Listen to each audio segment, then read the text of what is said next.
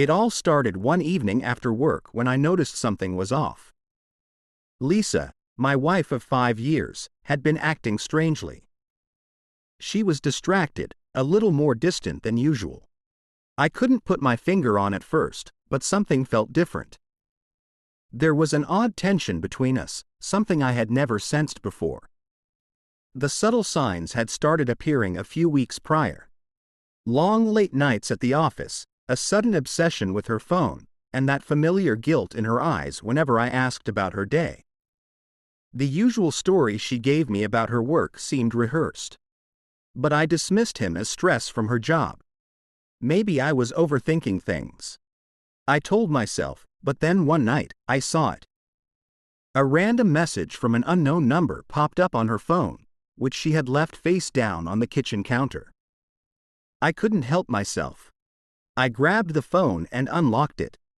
The text was clear. "Can't wait to see you tonight. 9:00 p.m. at our usual spot.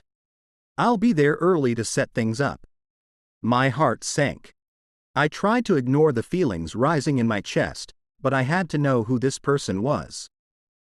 The name on the message wasn't familiar, and I couldn't even begin to imagine what was going on.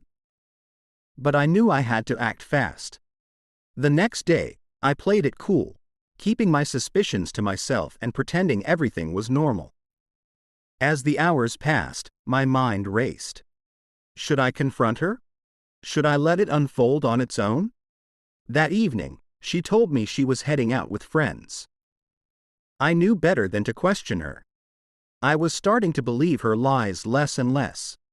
She had a habit of getting ready slowly, and I couldn't shake the feeling that she was preparing herself to meet someone. As she left, I made a decision. I would follow her. I had to know the truth. I drove to the restaurant where I suspected she would meet him. I parked nearby, waiting in the shadows. My heart pounded in my chest. My thoughts a whirlwind of anger, confusion, and fear. What would I do if I actually saw her with another man? How would I confront her? I had no plan. Just raw emotion. Minutes passed and then I saw her walk into the restaurant, glancing over her shoulder as she entered. She was dressed up, not just casual.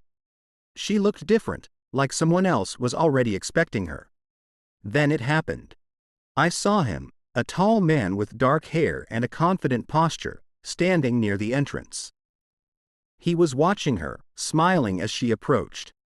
My stomach twisted, but I stayed hidden in my car, watching them interact. I couldn't take it any longer. I got out and walked toward the restaurant. I had to see for myself. But then something unexpected happened. As I stepped closer to the door, the man turned and walked away right past me. He didn't even seem to notice me. I froze for a moment. Confused. Was he avoiding me? Was he just going to the bathroom or leaving? I pushed open the door, my breath catching in my throat. Lisa was sitting alone at a table, nervously glancing at her phone. She looked up at me, her face draining of color as her eyes met mine. She stood up, stammering. "What are you doing here?" Her voice was shaky, but there was no denying the panic in her expression. For a moment, we just stood there, taking in the situation. She looked like a deer caught in headlights, trying to figure out how to lie her way out of this one. But there was no time for games anymore. I walked up to the table, keeping my voice low but firm. "I know what's going on. I know about him." Her face pad even more. What you? You don't know anything?" she said, her voice trembling. But the lie was so obvious. Her eyes dared to the door as if expecting him to walk back in, but he never did. I leaned in closer, watching her every movement. "I know you've been seeing someone else, and I know it's not the first time." I could feel the anger bubbling inside me, but I kept my composure. "You thought you could keep a secret, but now you have to face me, Lise." My voice wavered as emotions started to well up. "I'm sorry. Please, just let me explain," she whispered, reaching out to touch my arm. But I pulled back. I couldn't let her manipulate me again. I don't want an explanation, I said coldly. I just want the truth. She broke down then. Her composure shattered and she admitted to everything. How she'd been seeing another man for months. How it started innocently as a friendship had escalated. The lies she told to cover her tracks. It all came out in a rush.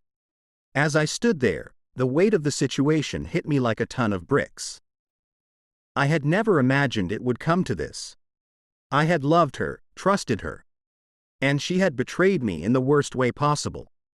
I didn't know what to do. Part of me wanted to scream, to lash out, to make her feel the same pain she had caused me. But another part of me, the part that still cared for her despite everything, just wanted to leave and never look back. I turned to go, but she grabbed my arm again, desperate. Please don't leave me. I'm so sorry. I never meant for this to happen. Her tears fell freely now, but I wasn't moved by them anymore. You made your choice, I said, my voice firm. And now I have to make mine. I walked out the restaurant, the door swinging shut behind me with a finality that echoed in my chest. I didn't know what came next. All I knew was that nothing would ever be the same again. Lisa called me 1,000 times that night begging for forgiveness, but I didn't pick up. The betrayal cut deep and I wasn't sure if I could ever forgive her. One thing was clear. I was done being the fool. No one would ever have that kind of power over me again.